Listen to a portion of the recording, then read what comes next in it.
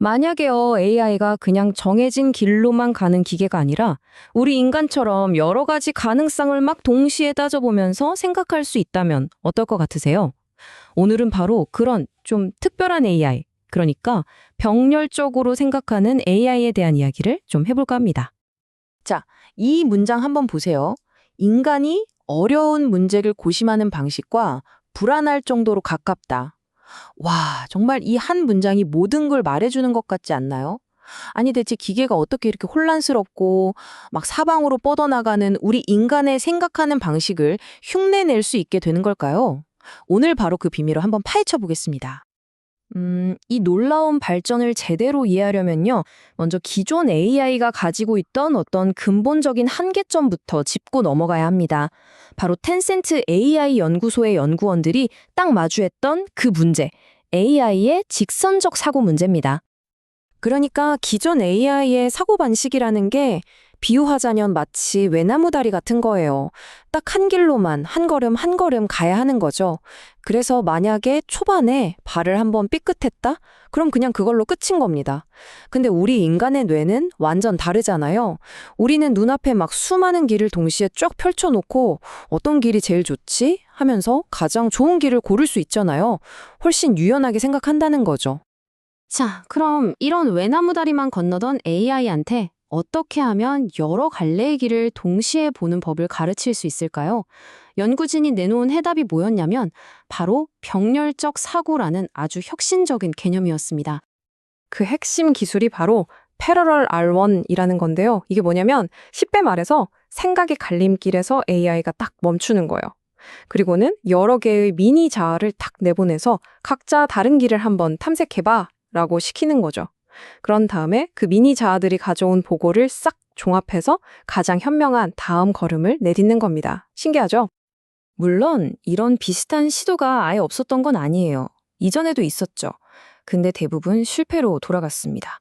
여러 이유가 있겠지만 가장 큰 이유가 바로 이 그랜드 마스터 문제라는 것 때문이었어요.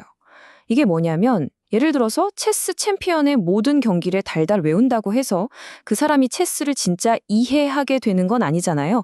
그냥 정답을 뺏기는 법만 배우는 거죠. 예전 AI들이 딱 그랬다는 겁니다. 자, 그렇다면 연구팀은 어떻게 AI한테 그냥 흉내 내는 게 아니라 진짜로 탐색하는 법을 가르칠 수 있었을까요?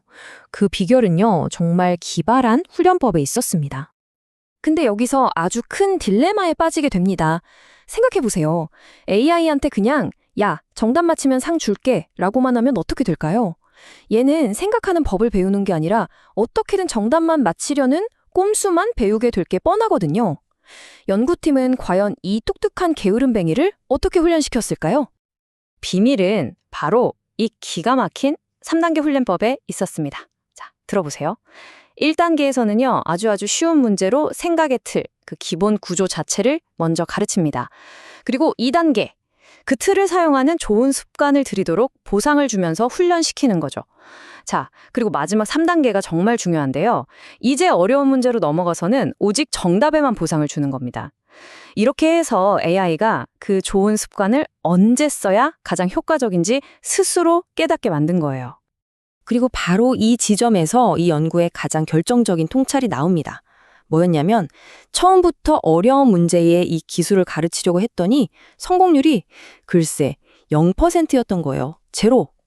반드시 쉬운 문제로 기초를 탄탄하게 다져야만 했던 거죠. 정말 우리 공부하는 거랑 똑같지 않나요? 기초 없이는 한 걸음도 나아갈 수 없었던 겁니다. 자, 이렇게까지 공들여서 훈련시킨 AI. 과연 어떤 놀라운 결과를 보여줬을까요? 이게 단순히 성능만 좋아지는 게 아니었습니다. 정말 아무도 예상하지 못했던 그런 행동을 보이기 시작했거든요. 아니, 그래서 이 새로운 사고방식이 정말로 AI를 더 똑똑하게 만들었을까요? 궁금하시죠? 이 질문에 대한 답이 곧 아주 놀라운 수치로 드러납니다. 결과는 정말 놀라웠습니다. 무려 42.9%. 이게 그냥 숫자가 아니고요. 가장 어렵다고 소문난 수학 경시대회 AIME에서 정확도가 이만큼이나 올라갔다는 뜻입니다. 이건 그냥 조금 나아진 수준이 아니라 말 그대로 엄청난 도약이었죠. 단지 생각하는 방식 하나 바꿨을 뿐인데 이런 성과를 낸 겁니다. 하지만 정말 놀라운 건 이 숫자가 아니었습니다. 진짜는 따로 있었어요. 바로 AI가 스스로 신중함이라는 걸 배웠다는 사실입니다. 이게 무슨 말이냐면 훈련을 계속 하다 보니까 이 AI가 처음부터 막 여러 개를 탐색하는 게 아니라요. 일단 자기 방식대로 문제를 쭉 풀어요. 그러고 나서 마지막에 이 병렬 사고를 검산하듯이 쓰는 거예요. 마치 사람이 다 풀긴 했는데 맞나? 한 번만 더 확인해 볼까? 하는 것처럼요. 이건 진짜 누구도 가르쳐주지 않은 AI가 스스로 터득한 진화였습니다. 이 결과는 AI 훈련에 대해서 정말 중요한 교훈을 줍니다. 보세요. 정답에만 보상을 줬더니 AI가 꾀를 부리면서 편한 길로만 가려고 했고요. 반대로 생각하는 과정에만 보상을 줬더니 정답률이 뚝 떨어졌습니다. 결국 가장 똑똑한 AI는 언제 탄생했느냐? 정답이라는 당근과 과정이라는 당근, 이 두 가지를 번갈아 가면서 줬을 때였습니다.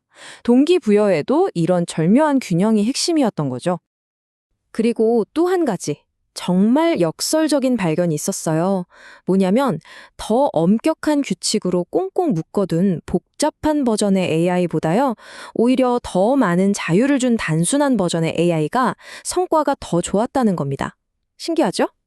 때로는 너무 빡빡한 통제보다는 믿고 맡기는 게 더 나을 수도 있다는 교훈을 우리가 기계한테서 배우고 있는 건지도 모르겠습니다.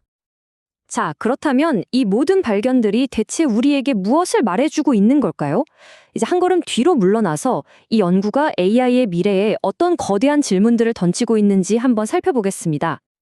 이 연구가 정말 중요한 진짜 이유는 바로 이겁니다. 우리는 지금까지 AI를 더 똑똑하게 만들려면 무조건 더 크게, 더 많은 데이터로 훈련시켜야 한다고만 생각했거든요. 하지만 이 연구는 그게 아닐 수도 있다는 걸 보여준 거예요. 중요한 건 크기가 아니라 생각의 질일 수 있다는 거죠. 더 나아가서 이 훈련 과정 자체가 AI한테 학습하는 법을 학습시키는 일종의 발판 역할을 해준 겁니다. 스스로 더 똑똑해질 수 있는 길을 열어준 셈이죠. 마지막으로 여러분께 이 질문을 한번 던져보고 싶습니다. 만약 AI가 스스로 신중해지는 법을 배울 수 있다면 앞으로는 또 어떤 인간적인 특성을 배우게 될까요? 우리는 기계지능의 미래에 대해 이제 무엇을 더 기대해야 하고 또 무엇을 더 깊이 고민해 봐야 할까요? 한 번쯤 생각해 볼 만한 질문인 것 같습니다.